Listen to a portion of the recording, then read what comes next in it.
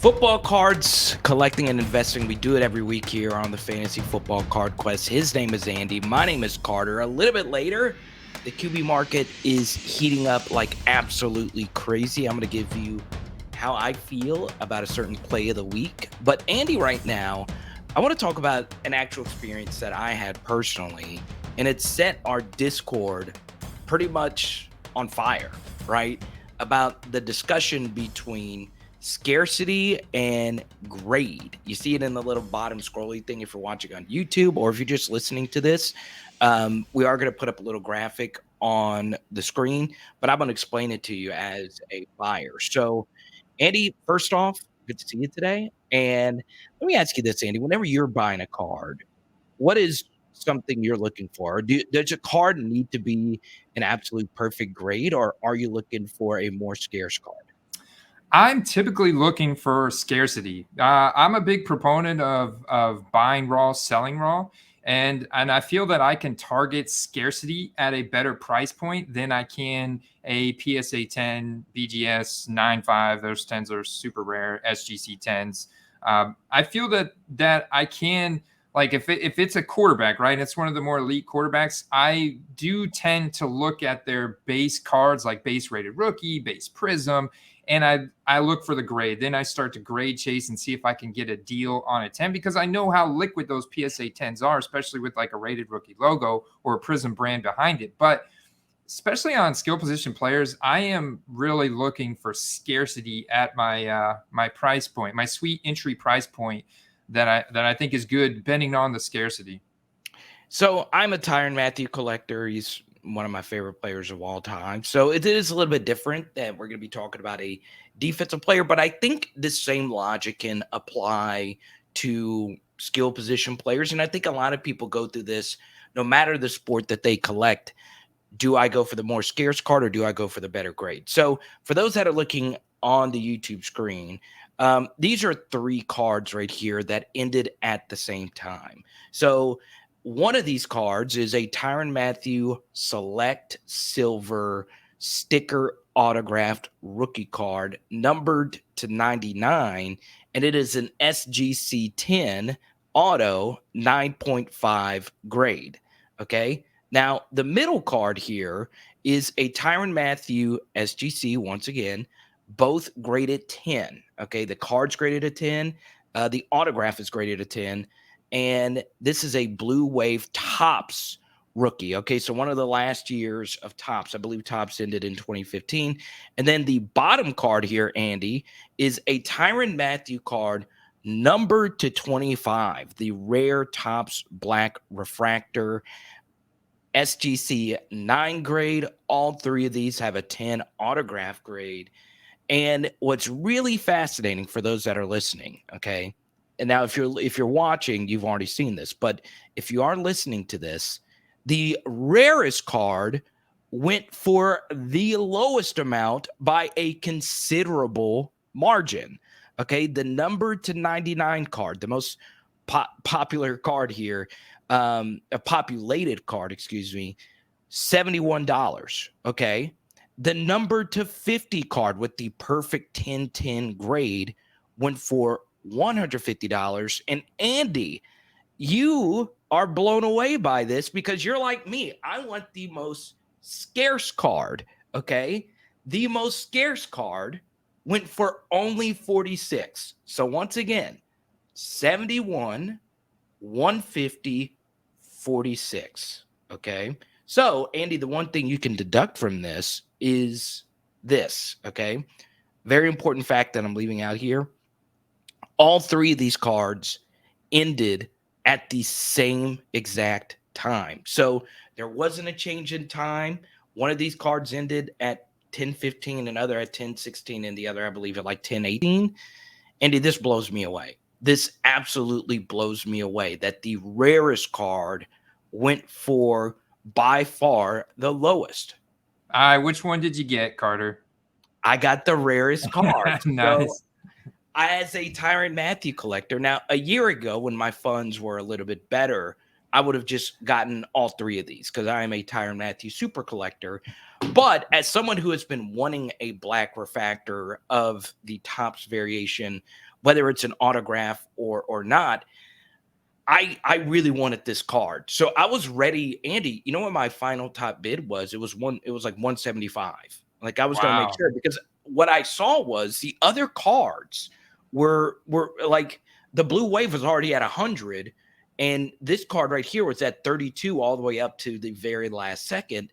And the top card was what was well over $50 towards the end as well. So, Andy, what this tells me is we are unlike the masses. People prefer that 10-10 grade or even a 10-9-5 grade compared to a 10-9 grade. And that just blows me away. It really does. Yeah, man, there's something about buying graded cards, that 10-10, or just seeing the 10 on the grade is just so satisfying. I'll also say that it's probably something to do with the bling effect here, Right. because this blue one has that beautiful wave design. And I'm a sucker. Like, just looking at this, aesthetically speaking, that blue wave refractor looks better than the black one at the bottom.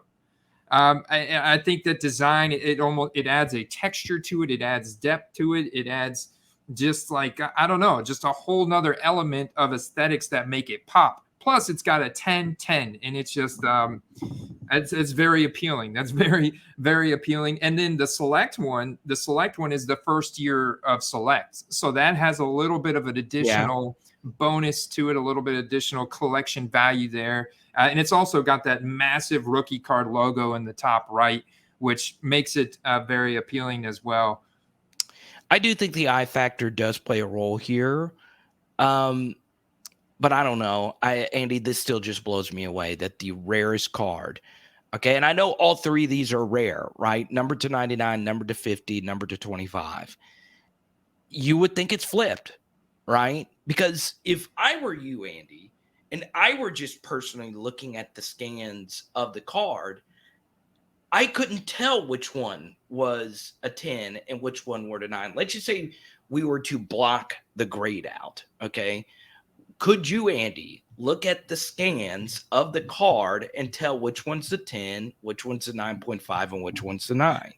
No, I honestly, I could not. And I think it comes down to fine details on the surface, on the edges, that you literally, in a lot of cases, have to get one of those lighted microscopes or a magnifying glass out and look at those details, look at it at different angles to see if there's any blemishes, whether it's a dimple, a depression in the card, or something that's sticking up off the top. Those are the kind of things that separate 9s from 10s. So look, what does all of this mean? What is our main deductions from this? For me, Andy, this worked out for me really well.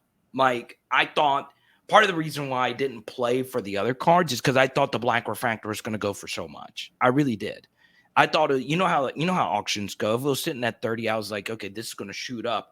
I got to make sure I put a top bid in the 150 range. And then when it ended for 46, I was like, well, I should just go on ahead and just get the other ones because, I feel like I'm getting a semi deal. But I was like, no, at some point, maybe one of these other two will pop back up.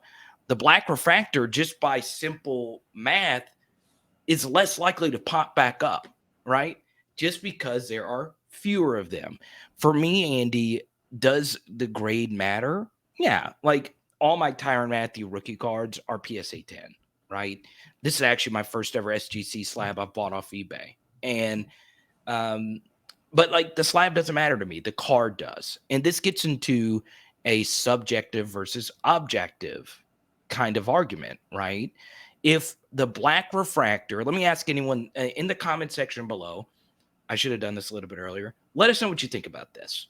I find this to be fascinating. I really do. Because it could be that some of the other Tyrann Matthew buyers didn't see these other cards, but I highly doubt it. Wouldn't you say, Andy, that if someone buying Tyrann Matthew cards, they probably saw these other two, right? Wouldn't you think? Yeah, absolutely. Tyrann Matthew cards, I don't know how many big Tyrann Matthew collectors are out there, but let's just say this was Joe Burrow, Justin Herbert, Josh Allen, if their 3 cards are ending at the same time, I would guess for me, whenever I'm looking at a card that's ending soon and I like the card, I always click the name of the buyer or the seller and I see if they have anything else. Don't you do the same thing, Andy? Oh, absolutely. Yeah, I love to mine because especially if I'm finding one thing at value from them, the chances of me finding something else are pretty good. Plus, then I could work out a deal, maybe get a Exactly. volume discount or consolidated shipping. Yeah, so for my channel, this actually helped me out big time. Um, I know this is a completely separate. Actually, I'll save that for hobby tip of the week, just to stay on topic here. But for me, Andy, like, and this is really big for me. I like the scarcity so much more than the grade here. And if I were looking at a card, I am not a super grader. I don't work at PSA. I am not card collector 2 or DCI or anyone. I'm not able to point out every little blemish or Kurt's card care or whatever. I'm not an expert at looking at centering or anything like that. I don't have the little protractor thing, whatever. I feel like I'm like a construction worker now with like the, you know what I'm talking about, the little 60/40 grading tool or whatever. But for me, this gets into subjective versus objective. The subjective grade of a card outweighed the objective scarcity, right? We know there's only 25 of these cards. We know there's only 50 of these cards. We know there's only 99 of these cards, right? Now, how many of them are in the wild? How many of them are sitting in packs? How many of them are sitting in collections? We don't know, right? This all 25 black refractors could be out there. This could just be the only blue wave that's in existence. We don't know those things. But the truth here for me, Andy, is I don't get why somebody's subjective grade, SGC subjective grade of these cards, outweighed the objective scarcity. Now, I understand the grade itself is an objective measurement, but it's based off of someone's subjective viewpoint of the card, where when a card is numbered, that's how many of those cards that are out there. And to me, that is why I find in this example, that's why I'm just blown away by this. I really am. Yeah, it's hard to find other good examples. I do have a similar example with CD Lamb. Let's see it. I and knew you so- would find it. I knew it.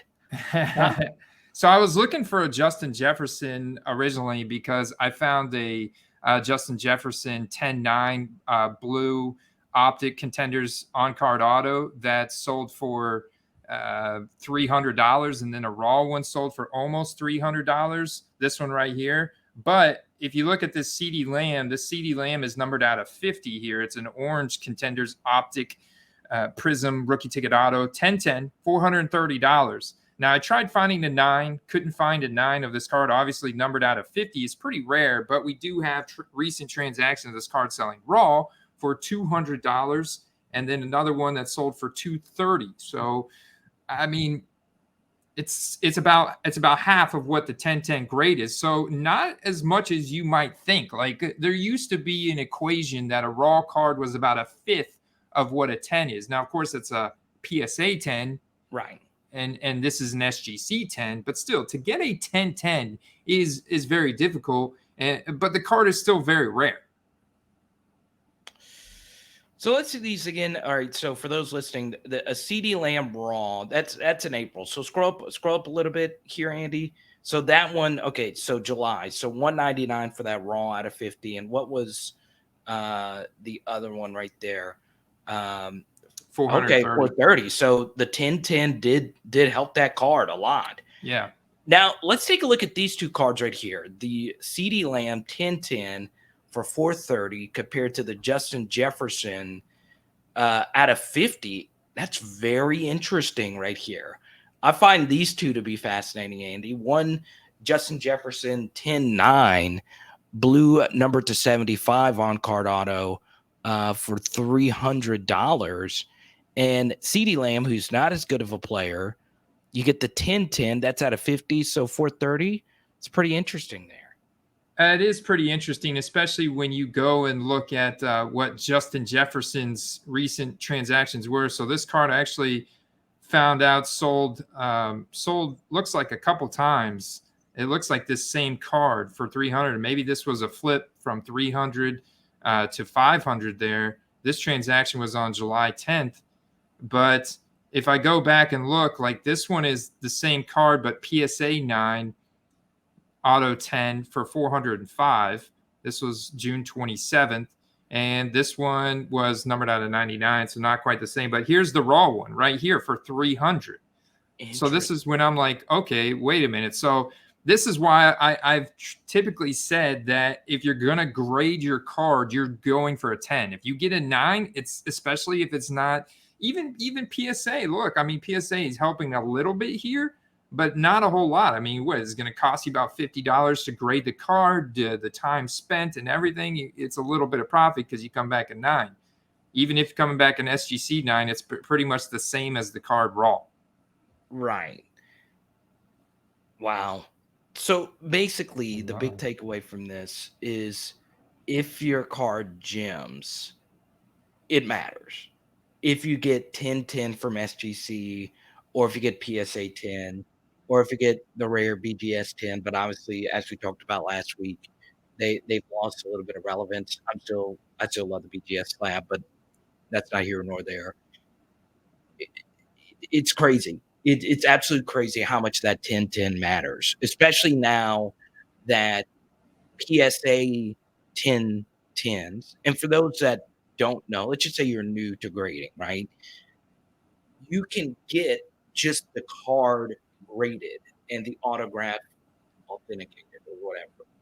But what a lot of collectors covet now is a card grade and an autograph grade. And if you 1010 there, Andy, just based on your research, how much does that matter? And I mean, it is special because I think the autograph grade is even more important on sticker autographs because the players got to keep their entire signature on the autograph. What I found the recent submission I did to CSG is you're going to get automatically docked. You're not going to get a 10 on the autograph if that player's signature is not complete on the sticker. And so that's something really important to take into consideration when you're looking at sticker autographs versus on-card autographs. You have a little bit more leeway when it comes to on-card autographs. Now they're looking at the smudges. They're comparing it to other autographs that players done on card. So you could be like, there's a conversation we had about Elijah Moore because he's literally got like 50 different autographs. No two autographs from him look the same. So Really? it's probably a grading nightmare, trying to, grade his autograph because one, he's like a very clean cursive E Moore. And then another one, it's like a total scribble mess. And it's just, he's got like 50 different variations of his signature. Tyrann Mathieu does as well. He's got the old school TM32, and now some of his other Prism autos are his full name. So it's very interesting, once you get into like different autographs and that. But obviously, to lead off today's show, and I think this applies to just any position, really. I know we didn't talk a whole lot about quarterbacks there, but for me, and this is just me talking, okay? If my goal is to get a numbered Joe Burrow rookie ticket auto. Now I know it's going to take me years to get to that level, but that's what I want. I want to make sure that thing is numbered. I do. The numbered just adds something to the card. It just does. Like, if you're watching this on YouTube, you see in the background faintly that Josh Allen numbered card. His autograph is absolutely beautiful. It matters to me compared to like the Justin Herbert Prism card that you see to your right of that is just, it's just a card, right? And I know Joe Burrow's rookie ticket auto is beautiful in any shape, form, or fashion, and his autograph is really consistent. But I want that rookie ticket auto to be numbered. I do. I think that matters to me. I don't care if it's a PSA 8. I would rather a PSA 8 numbered compared to just a PSA 9 or PSA 10 of just anything else, because I just think it just adds something to the card when there is a stamp on there of scarcity. And And obviously, I could go look at pop counts to see how scarce a card really is. Rookie ticket autos overall are scarce cards, but I am a believer that I would prefer the numbered card over a 10-10 auto grade of just anybody really. So Carter, here's this same card of Joe Burrow, both in a graded PSA slab. So this is a playoff rookie ticket auto from Contenders. This is serial numbered out of 99 on card auto from Joe Burrow. The raw one sold on June 26 in auction for $3,350, authenticity guarantee. The graded one in a PSA 9 slab auto 10 sold for $2,875 on June 6th, which, I mean, not a big gap, beginning of June, end of June. So interesting, because that's a pretty big difference, man. That's a $500 difference, $600 difference. Yeah. And that's very interesting to me. Like, if the number one here went 10-10, that's probably no less than $4,500 card if it's a 10-10. Wouldn't you think? Yeah, I would have to guess so. And look, that same card in May during the draft hype cycle, 6,000. Yeah, that's the draft hype cycle, man. People have got to understand how powerful that draft hype cycle is. I mean, we talked about this before the show, and we talked about this on previous shows. But I mean, for a lot of guys, cards did spike in September of 2020 after the initial sports card boom at the beginning of the season. That's when people were like, "Oh wow, the beginning of the season is massive." But then in 2021, the draft hype cycle was even more massive for a lot of guys. All the people that played well throughout 2020 season, once Super Bowl's done, their cards just appreciated like crazy into the draft. And then we saw that again this year as well. So this leads into our next topic here before we get into plays of the week and hobby tips of the week. QB markets overall, Andy, it's heating up, and it's a thing of beauty. It very much is heating up.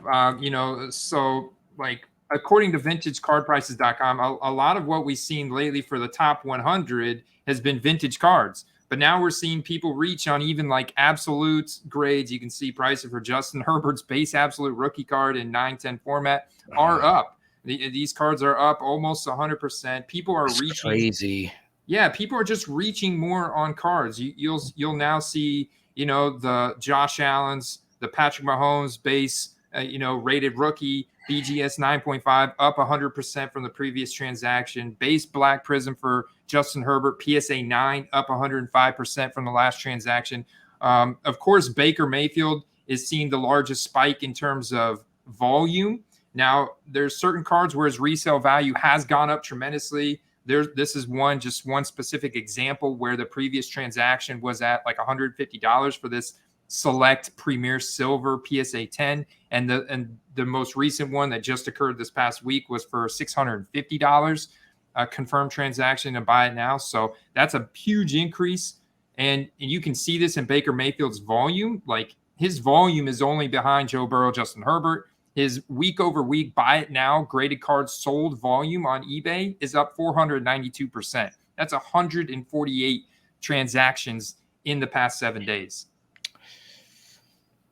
Sheesh, for Baker Mayfield, who we know can't play. So I made a play on a Baker Mayfield. I'm still trying to sell it. The card's a little dinged up, but yeah, I'm a guy who got in before the Baker news cycle, and it's crazy what people are doing right now for Baker Mayfield cards. And that's the thing. If you can grab a QB before his hype cycle, it could be a profitable thing for you. Now, it could also lose you a lot of money. And a lot of you Jordan Love collectors know about this. So yeah, and not to use a pun here, sometimes those prices could already be baked in. You get it, Andy? Baked in? Yeah, and baked in. And I think that there is potential if you can find Baker Mayfield rookie card prices under what the recent comps are. Like, I'm not saying to reach for anything here, But if you can get it under what these recently sold comps are at this price level that we're seeing liquidate here at this hype spike, then there is a chance, because they do have a revenge game week 1 against the Cleveland Browns. We know Carolina's roster is pretty solid, and there's a chance that Baker Mayfield could come out guns blazing against his former team, and that could create quite a bit of hype. They then placed the Giants in week 2. They play the Giants in week 2. So we could potentially see Carolina coming out of the gates pretty hot here. I think they play the Saints week 2. Their first 3 games are the Browns, the Saints, and the Giants. I can't remember which week the Giants and the Saints were, but I think those games are winnable. It's potential there, right? I mean, I looked at Baker Mayfield's 2020 numbers, like his efficiency numbers, his completion percentages were all like really good. I mean, top 10. So I think that there's a chance for Baker Mayfield to get some revenge here, and we could see prices go up even a little bit more. There's nothing quite like a comeback story. But what makes a comeback story even spicier is when that person was wronged. And there was, without reasonable doubt, Baker Mayfield was done bad by Cleveland. And we understand why Cleveland did it, to get their, franchise quarterback or whatnot. But people like that.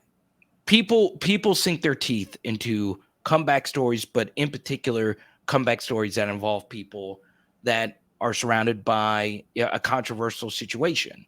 And that is exactly what Baker Mayfield's in right now. People love a good narrative. So I'm very interested in Baker Mayfield's market for sure. Yeah, and you see people, Carter, look at another quarterback situation that is potentially wide open for them to pick up somebody, but all the signs indicate that they're not, the Seattle Seahawks. So you see people buying Drew Lock cards. Like I was looking at the volume for Drew Lock. It's up 666.67% week over week buy it now volume. 23 graded cards for Drew Lock sell in the last week.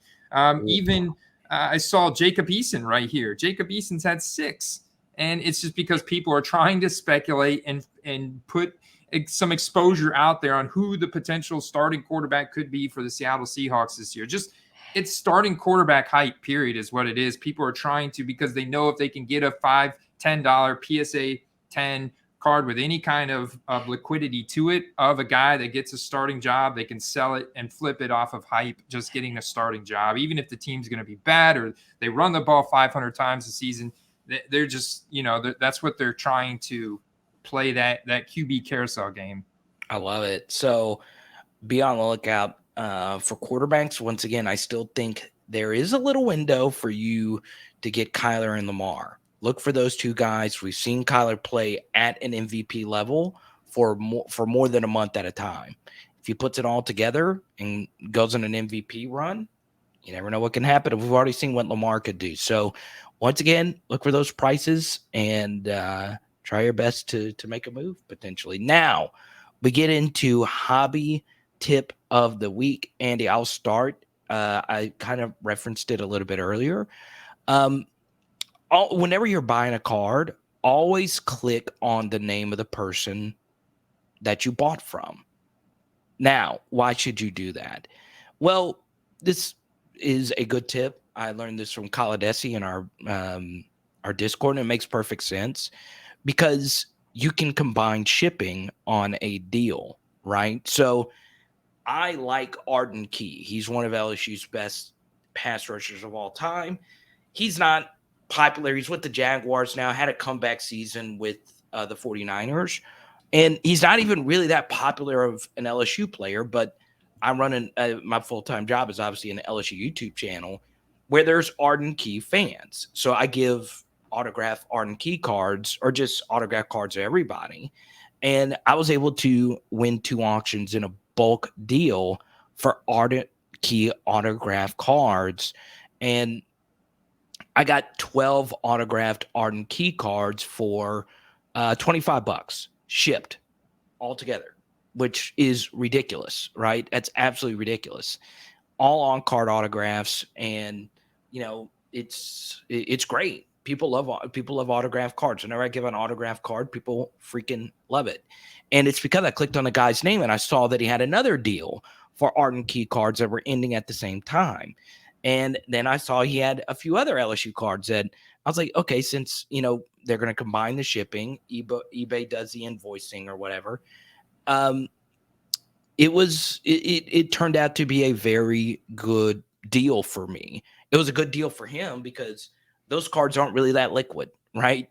There's not going to be a lot of people searching for Arden key cards. So if you are a collector of like an obscure player, kind of like with the Tyron Matthew thing earlier, click on the name and you never know. What if somebody was just looking at the blue wave refractor because the algorithm pushed it because it had more bids? If they had just clicked on the name, they would have saw the black refractor ending for a third of the price. So always click the person's name because they might have more cards of the same person. And you can either get a deal or you could find a better card and put your money towards that one. I love that strategy. I love that strategy, by the way, because I'm all about that. That kind of fits into my philosophy perfectly. And I think my hobby tip of the week this week, Carter, is just going to be to look at the new release schedule. Optic has been moved back up now to just here in like 10 days. We'll see if that pans out.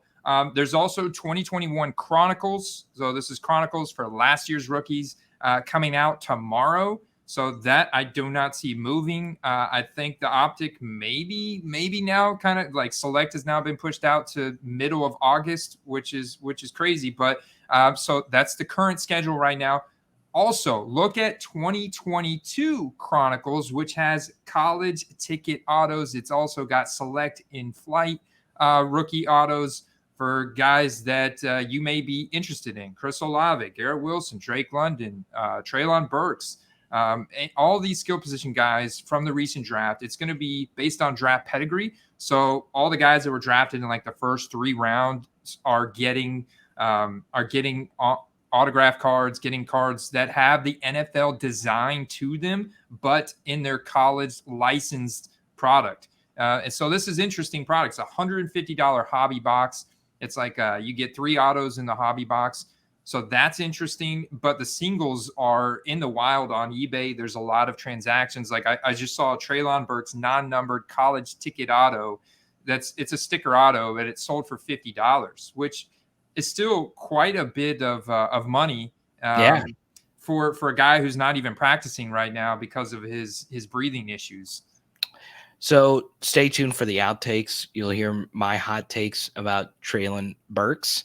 But yeah, I'm a big Contenders fan, right? Huge Contenders, actually.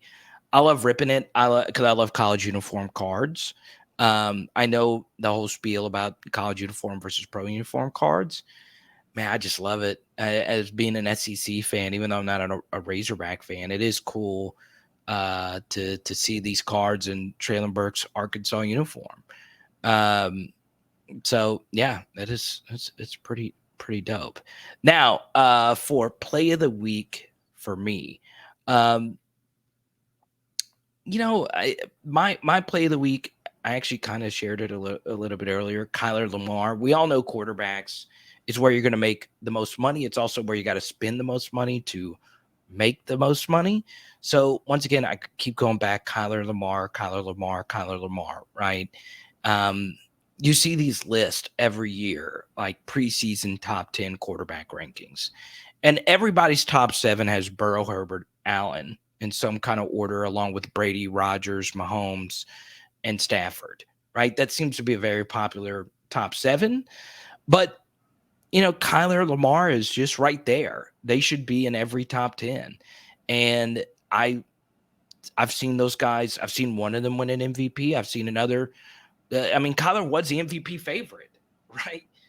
To start the season. I still think both of those guys are special. I still think those guys, even if they don't play at an MVP level this year, at some point they will again.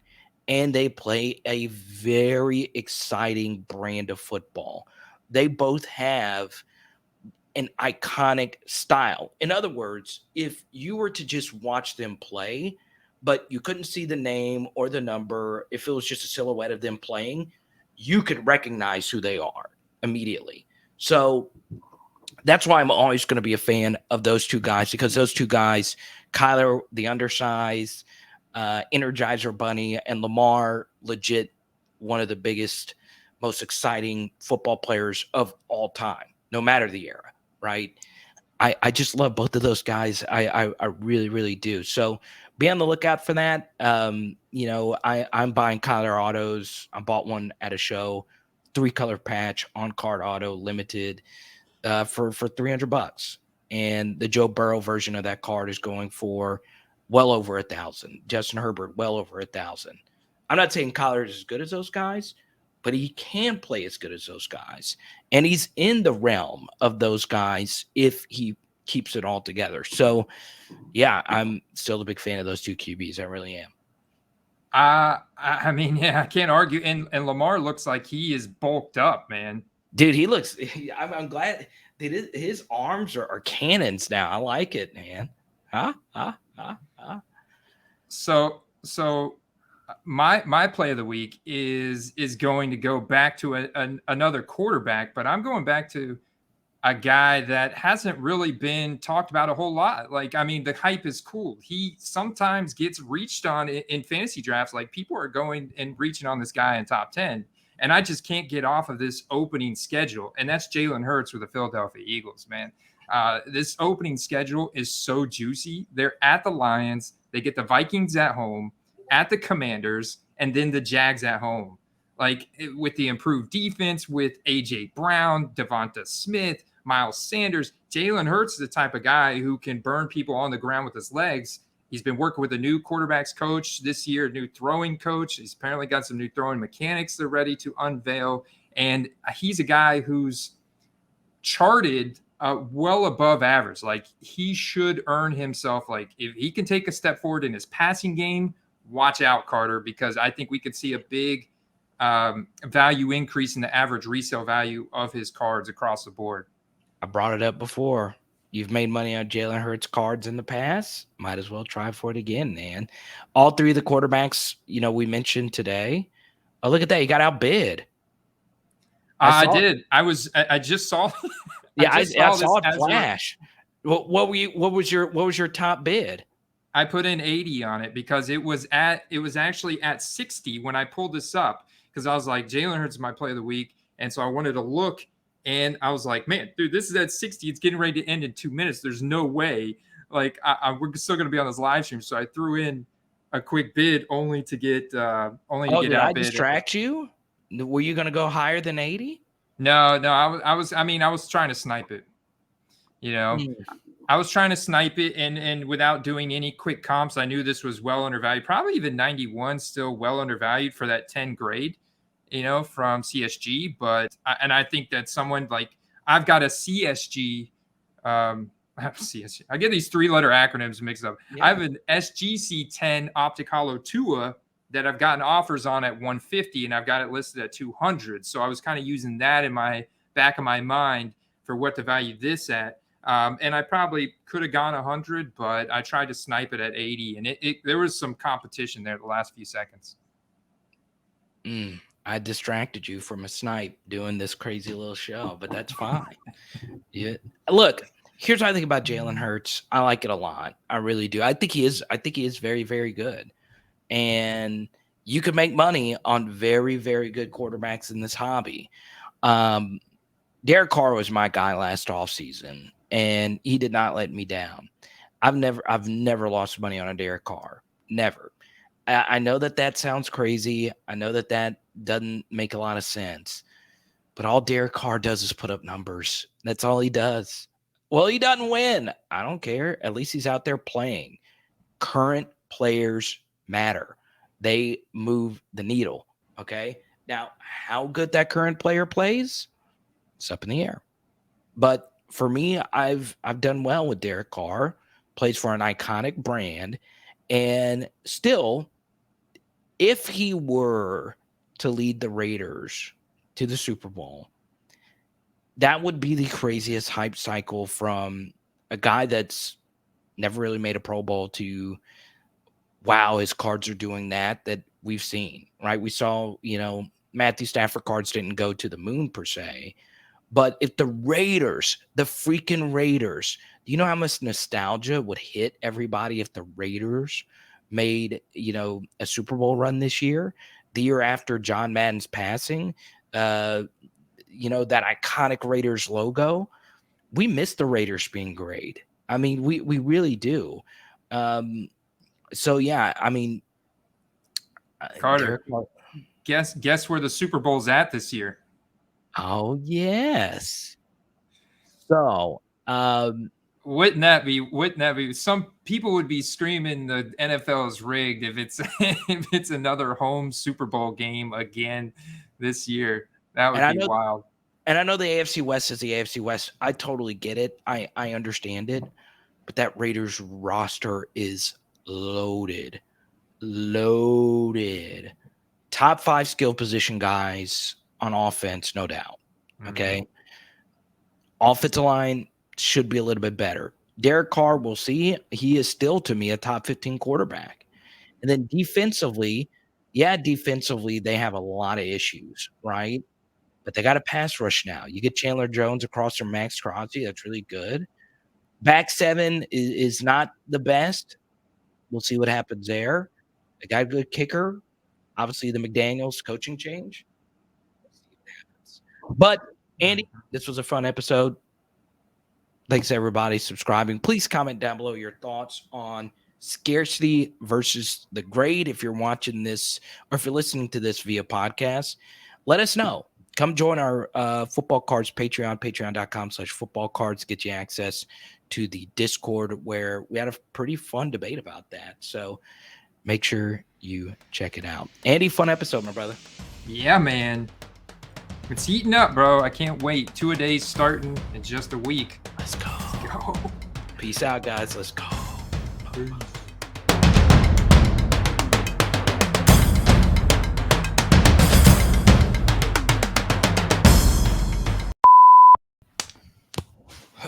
Let's see if I can get this thing going. The fancy cam could get a little weird. Fancy cam. Here we go. It's coming on now. Got to warm it up, man. You got to talk sweet to it. I know. Can't guard Mike, dude. The rumors that he's going to retire.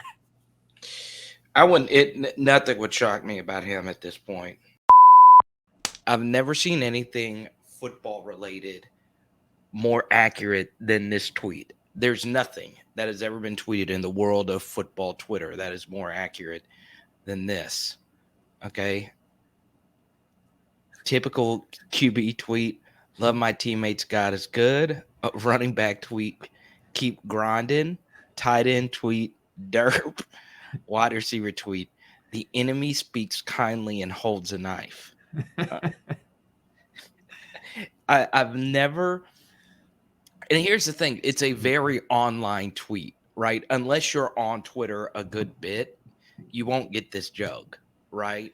But it's very, very, very true. The different types of tweets you get from different players. So that first tweet is like Russell Wilson to a T, Carson Wentz to a T. Obviously not Tom Brady. Tom Brady's the best Twitter account of all time. Drew Brees to a certain extent, and Bryce Young, right? Bryce Young. Every tweet is like that. Every running back tweet is just like keep grinding. And then obviously tight ends, derp. That's just great. But the last one is actually the most true one. The enemy speaks kindly and holds a knife. Okay. Every wide receiver gets so unbelievably philosophical and very, very vague with their tweets. It's like it's always one of these grand, almost metaphysical statements, right? And what's funny is like it's also in college, right? Some of my favorite college receivers have tweeted like this before. Odell tweets like this as well at times. And Michael Thomas is his Twitter account is just that. And Deontay Johnson's Twitter account is like that as well. Now, Let me see. Can't guard Mike's. I take my hardships and turn it into motivation. You will never be criticized by someone who's doing more than you. You'll only be criticized by someone who is doing less than you. Remember that? That's actually pretty true. Um, uh, blind leading the blind.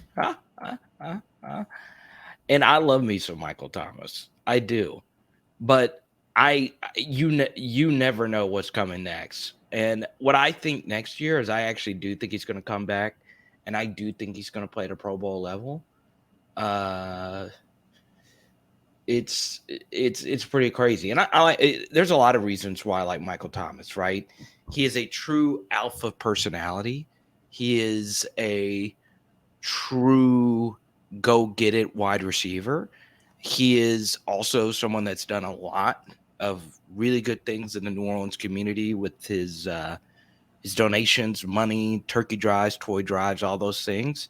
So I don't mind taking, the vague tweets or whatever.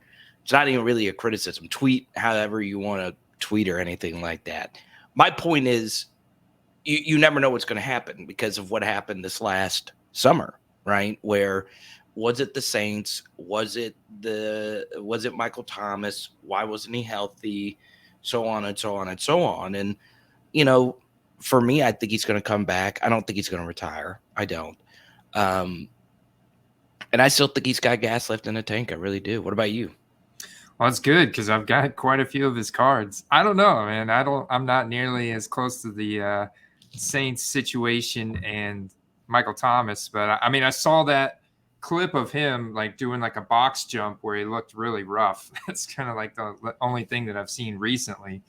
I And saw that, and some of these Twitter analysts were like, "Hey, that's not good." No, I don't care. I don't care about a box jump months before the season. I just don't like.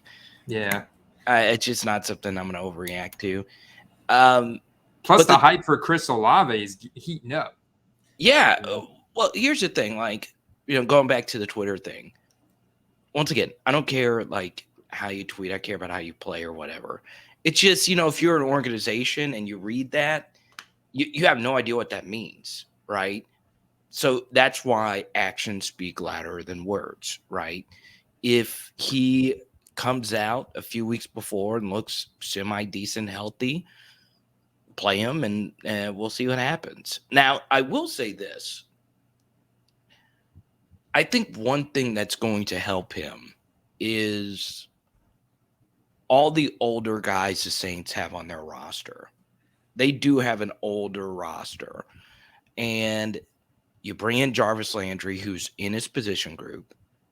You draft Chris Olave, who's his buddy, right? People forget Olave's a little bit older. He stayed the whole full 4 seasons. Now, did him and Michael Thomas ever play together? I don't think so. I think Olave came in the year after Thomas played his final year. But I think that's going to help out. Like Michael Thomas couldn't ask for a better situation than what he's in right now. Does he have the absolute best quarterback in the world thrown to him? No. But Jameis is decent. And now Jarvis Landry's in that room. Yeah. Jarvis Landry doesn't get you fired up, then nobody is. The one thing you always know about Jarvis Landry, and this is why I'm a big Jarvis Landry fan, everywhere he's going to go, he's going to play hard. He's going to play 1,000,000,000%. And I could say that about him more than any other LSU player. I've seen it in college. I've seen it throughout his NFL career. And this is arguably Jarvis Landry's best quarterback he's ever played with. And I know he's 29, 30 years old. I know Jarvis is older. I know he's older. And I know he's not a deep receiver. I know he's not a speed receiver. And he doesn't have that much gas left in the tank. But I'm drafting Jarvis a little bit more, I think, in best ball leagues recently for this reason. I don't think Olave is a year 1 guy. I don't. And also, I've gotten some blowback as a Saints fan for this, I would not have taken Chris Olave. Would not have taken Chris Olave. I don't think Chris Olave was their best option, and they had to give up a lot to trade up to get him, right? They had to give up whatever the assets were. I still think, despite the asthma, despite the out of shape, despite he's 250 pounds, I don't care. Traylon Burks is going to be the best receiver in this class, and I don't think it's going to be close. I really don't. I But think they were practicing in the dome. The pollen wouldn't be affecting them so much, right? So maybe it. Traylon Burks is really good at football. That's all I got to say. He's really, really good. Now, I understand I'm in SEC country. All my best friends went to Arkansas. I'm not a Razorback. I'm just not. I could care less about any Razorback player personally. I'm just really high on Traylon Burks. So, for instance, Andy, if I were doing a draft, okay, so I have a tweet that backs this up from when they were still all at Alabama. I said if this was before Jalen Waddle's third year at Alabama, and he just had a breakout game versus Auburn. And he had this. Did you ever see this? Jalen Waddle had this legendary game versus Auburn, and they lost. And he was ridiculous. Like he mossed a guy. Mac Jones was that quarterback, and all this. And I said Jalen Waddle's going to be the best professional receiver out of these four Bama guys. And I got so many messages from people. No, you don't know what you're talking about. It's Judy or whatever. And I was like, guys, I really do think Waddle's special. And I think if you were to pick one, Andy, you would, even though Judy's got a new quarterback, we'll see what happens. Ruggs, obviously, and then Jerry. Now we'll see Devonta Smith going into year 2. But wouldn't you say Jalen Waddle's got the best chance to be the best one? Yeah, man, he broke out last year. I mean, that's big time. I was right about that. Now I was wrong about this. I thought Judy. My wide receiver board going into 2020 was Judy 1, CD 2, Jefferson 3. And I was wrong about that. I should have just put my guy number 1, and I would have been right. But last year, my board was, 2 years ago was Chase, Waddle, Gap, Devonta Smith. How they actually went was how I actually had them. But if you were to combine both this last wide receiver class and this wide receiver class,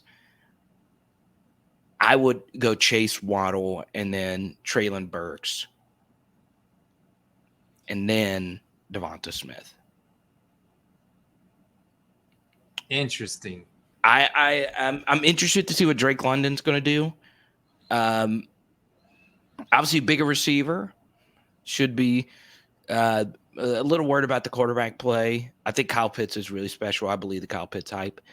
How do you feel about Garrett Wilson? I heard you talking about him on the other with our guy Paul Hickey. Yeah, I mean, I think when I look at them on paper, like Garrett Wilson is very, very similar to Chris Olave. Very similar, man. It's like they're almost clones of one another. But obviously, I think Chris Olave goes to a better quarterback situation. Obviously, more experience Jameis has got. If they let him cook, if they let Jameis cook, it could fit well with Chris. Like I could see it because Jarvis Landry and Michael Thomas are real similar, right? And then Chris Olave is more of a speed guy, downfield threat. But Garrett Wilson, I don't know. I mean, I really like Elijah Moore. I think Elijah Moore is going to command targets in that offense. They still have Corey Davis, so it's going to be really interesting to see if Zach Wilson takes a step forward here in the second year. We haven't talked much about Jahan Dotson. Yeah, man, he's making a lot of buzz in camp, and guy looked incredible whenever I was watching his college highlights. Like he made some incredible catches and stuff, and it's just I'm puzzled with Washington's whole game plan. I get Carson Wentz is an upgrade, but I mean, man, Like for him, I don't think he's going to be able to feed more than a one relevant wide receiver. Like look at him in Indianapolis. I mean, yeah, Michael Pittman was great, but that was about it. So, how are you going to spread the ball around between Terry McLaurin, Jahan Dotson, Curtis Samuel, one of those guys is going to command target, and Terry McLaurin's already proven to be really freaking good, and he just got a solid contract extension. So it'll be interesting to see what kind of connection Jahan Dotson can build with Wentz and like who he gravitates towards. I don't think Wentz can feed more than one relevant household name wide receiver. And it's like, Washington should have drafted a big body guy. Like Jahan Dotson's almost a clone of Terry McLaurin in a lot of ways. Like they're very similar style of players. They got a lot of speed, but they don't have size. Like the only size they have is Logan Thomas and they're tight end. Like they don't have, a true X style receiver. They need a big body receiver. And what do you think about Treylon Burks? Are you buying my hype? Ah, man, I'm nervous about him, dude. I'm not going to lie because he's not out there practicing. Be honest with me. I'm nervous. Can't breathe, and now he's not even at practice because of this situation. So how's he going to build chemistry with Tannehill? You got Robert Woods coming off an ACL. Hopefully, he's practicing with Tannehill. But it's like maybe he might be the wide receiver 3 this year based on just practice and rapport with the quarterback and understanding the playbook and everything else. And they already planned, I'm sure, run Derrick Henry 300 times again this year. So it's like between that and then already having rapport with Nick Westbrook-Ikine and Dez Fitzpatrick and Robert Woods having so much good NFL experience, like he's just a really good wide receiver, just solid. I don't know where Treylon Burks is going to fit in. Plus, you got Austin Hooper, who's a solid tight end, who's apparently making a lot of buzz at camp with Tannehill. So I don't know, man. I'm nervous about. I have Treylon Burks and Chris Olave on my dynasty team. Good. One of my dynasty leagues. I'm telling everybody, buy the dip. Buy the dip right now. I'm telling. Look, do you know? Here's my thing about this. Do you know how many people won fantasy leagues last year buying the Jamar Chase dip? A lot.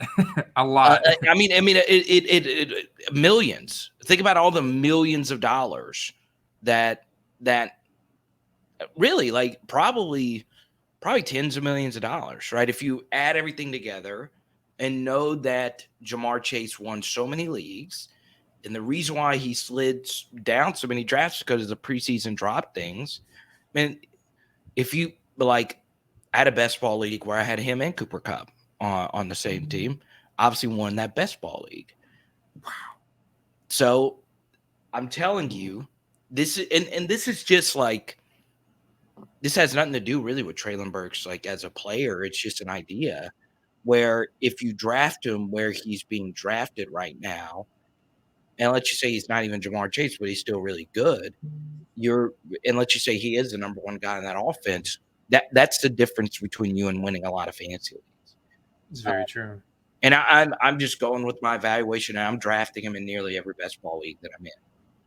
If he keeps sliding, I don't remember even the number around. I'm not Derek Richard. I'm not a good enough fantasy guy to know like the specific round. But if he keeps falling, I'm taking him. I think you could probably get him like, depending on the format of the league, right? Superflex or standard. If it was a standard QB dynasty startup, I mean, I still think he's going to slide to like 7th, 8th round, maybe 10th round, 10th to 12th round in a Superflex league. Gobble him up. You never know. In some of these like home leagues and stuff, he may slide to the teens just because there's absolutely no buzz about him. Let me see. The news in fact, the news is negative about him. So like I'm looking at his cards. One thing I do want to talk about is this new Chronicles product out. Is it draft picks? It's draft picks. So it's licensed college product. Good. And it's doing pretty well, I think, because a lot of the designs look They look just like the NFL designs. I think that's Oh, something that, that looks sick. That looks really nice. yeah. So you got this is the impeccable draft picks. Then you got the college ticket That's nice. out of 25 there for 57 that sold.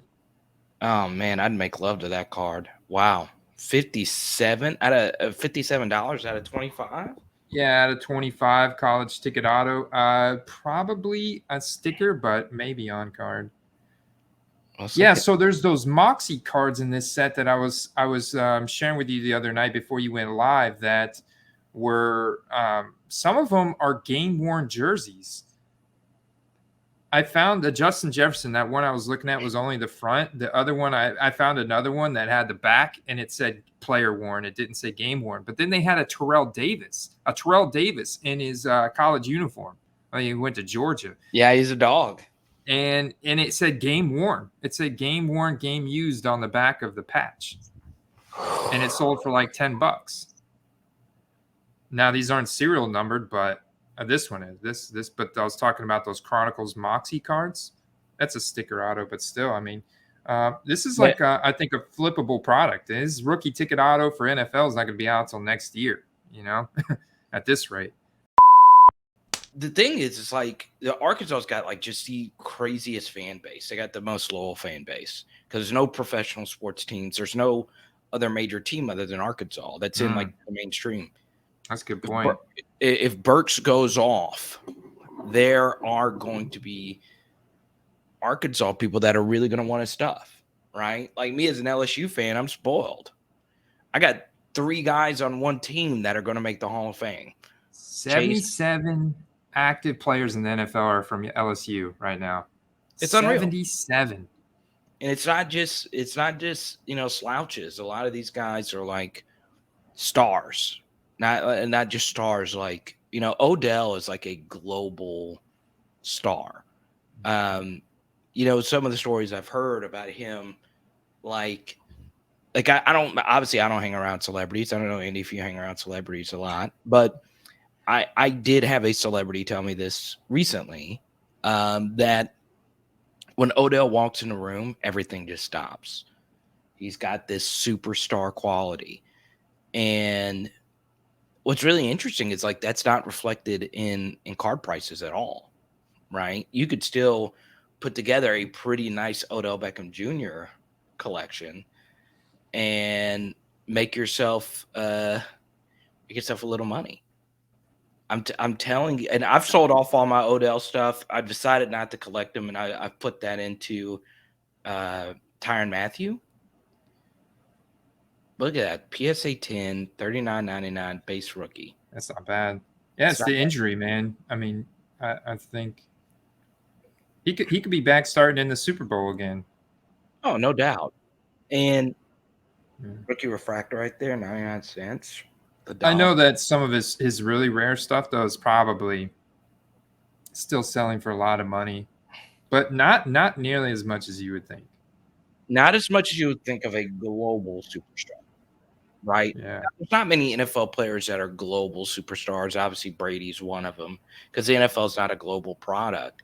But the thing that makes Odell very interesting is I do think he still has the most Instagram followers of any NFL player. He's definitely the biggest star that is not a quarterback.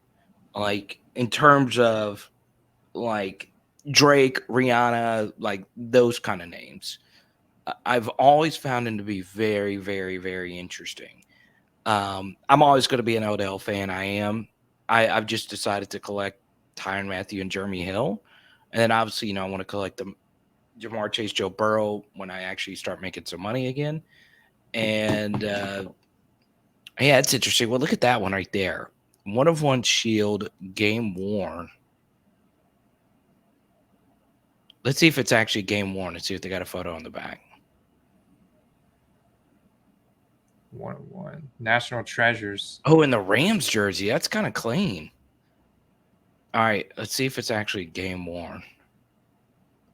No. Lied. They lied. They lied. That's why you got to read you got to read the description. Yeah. I was about to say there's no way that it was a game worn Rams jersey, because there's probably he played what, like 10 games with the Rams, maybe. Yeah. I wonder where his Super Bowl jersey is, Odell. Because look, here's what's interesting about Odell's Super Bowl jersey is, he got hurt at halftime. So I'm a big game worn jersey guy now, Andy. Like, this Jeremy Hill game worn jersey just makes me want to get more game worn jerseys. And the story, before we start recording here, the story that I'm always fascinated about, okay, is the Tom Brady game worn jersey saga from the Super Bowls. You know what I'm talking about? Tom Brady game worn jersey. Oh yeah, with the reporter. He's like a journalist from Mexico. He stole it not once but twice. Stole it twice, and the kid recognized. Like, there was a kid that recognized him because he was selling something else, right? And I don't remember how they caught him, but I will never forget that. And my thing is, what was his plan? How is he going to sell it? How is he going to authenticate it? I don't know what his end game was, other than just to collect it for his own PC. Yeah, he had a whole collection when he got busted by the FBI. It was a kid that tipped him off because the kid thought he was fishy, like how he got this stuff. Like, there was some type of communication between the kid and this guy, and he was purchasing something or selling something to him that he had actually gotten. It was maybe a football or a helmet or something. And so the kid actually sent this anonymous tip to the FBI, and that's what that's how they brought him down. And they found him. He had like a whole room that had all kinds of, like 2 Super Bowl jerseys, Tom Brady, like all kinds of different memorabilia that had been stolen. What? Probably each one of those jerseys are no less than $500K each. No less. No less. Like, man, God, I would do anything. I would do anything to buy like Jamar Chase's Super Bowl jersey or Joe Burrow's Super Bowl jersey. That would be cool, man. I'm addicted to game worn material, especially when they get the grass stains on there and stuff. Oh, I know. Yeah, that's sick. It looks like it's game worn. Yeah. Dude, there's nothing like Get a little blood on there. Get a little blood. Oh, man. It's still crazy, like the Joe Burrow giving Kid Cudi that autographed jersey, the AFC Championship game. And Kid Cudi wore it to the Super Bowl, wore it in the post-game Super Bowl concert. And I'm like, Kid Cudi, it's crazy. You're walking around with a $500,000 jersey on your back. I mean, you could have sold the Burrow jersey probably during that hype window for $1 million. But all right. All right, sir.